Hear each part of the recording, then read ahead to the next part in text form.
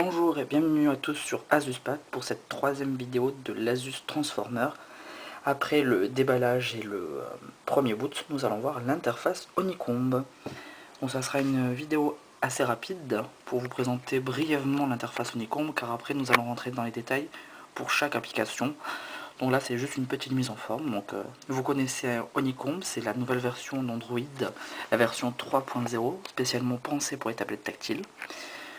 Donc on a ce fameux système de bureau comme vous connaissez avec cette petite surbrillance bleue qui permet d'avoir un petit côté Tron comme souvent le disent. On a les nouveaux widgets qui sont scrollables comme ceci. On a pour le browser, pour Facebook qui se met à jour directement. La nouveauté c'est la barre de notification qui se trouve maintenant en bas et non plus en haut avec trois boutons virtuels et non plus physiques. Le bouton retour, le bouton home, par exemple si je vais sur le navigateur, le bouton home qui me permet de revenir à la page d'accueil, non pas à la dernière page, comme c'est le cas sur Android, et le fameux multitâche qui permet, comme vous pouvez voir, là j'ai l'email, et de passer rapidement d'une application à l'autre, navigateur, mail, voilà, sans aucun souci.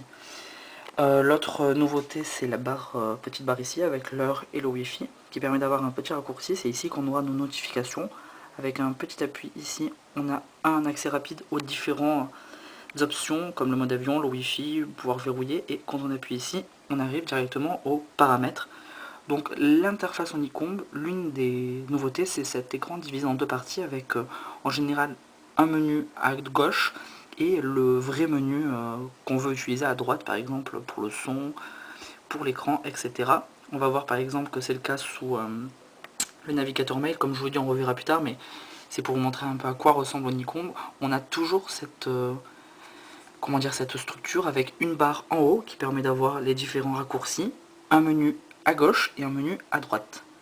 Donc dans les autres nouveautés d'Honeycomb, c'est le placement des widgets, donc avec différents widgets, comme on peut le voir maintenant, qui sont directement visualisables. On a déjà un aperçu, ce qui n'était pas le cas de Android classique mobile, quoi. On va par exemple placer un widget météo, il suffit de le prendre, on va sur un écran, on reste appuyé, et vous le voyez peut-être, il y a des petits carrés, des petites grilles qui permettent de dire où sera placé le widget, par exemple ici. Voilà. On a aussi après la possibilité de mettre des applications comme sur Android, des fonds d'écran, avec des fonds d'écran animés, etc. et des petits raccourcis. Donc une fois qu'on a placé notre widget, on peut le placer librement où on veut. On peut bien évidemment le supprimer. Voilà. On peut ajouter un widget sinon directement de la petite barre plus, ici.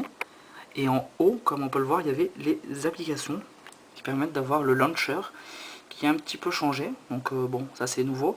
Par contre, on a une séparation entre toutes les applications et les applications téléchargées, c'est-à-dire toutes les applications qu'on a pu télécharger sur l'Android Market, et une petite icône ici qui nous permet de nous renvoyer directement vers l'Android Market. Donc en fait, depuis le launcher, on peut faire plein d'actions rapides et simples. Par exemple, on peut désinstaller une application. Si j'ai envie de désinstaller Facebook, il me suffit de le glisser ici, dans le petit bouton désinstaller. Donc depuis le launcher, maintenant on peut mettre beaucoup plus de facilité. Google a pensé à tout, donc depuis le launcher on peut mettre une application dans un de nos panels, on peut accéder à l'Android Market et on peut désinstaller. Donc c'est vraiment une facilité d'utilisation qu'a voulu Google avec cette version Honeycomb, de pouvoir accéder à tout plus rapidement. Donc voilà, on va s'arrêter là pour cette vidéo, parce que comme je vous ai dit en fait c'était juste un petit aperçu rapide, car on va ensuite avoir une vidéo pour toutes les applications. Dernière petite chose, j'ai oublié de vous en parler, c'est le petit côté haut gauche qui permet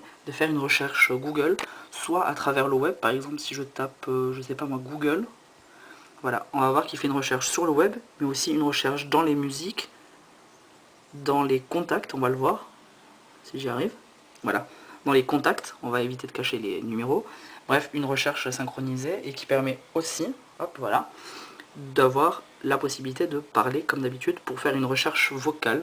Donc voilà. Donc écoutez, je vous dis à bientôt pour une prochaine vidéo sur AsusPad.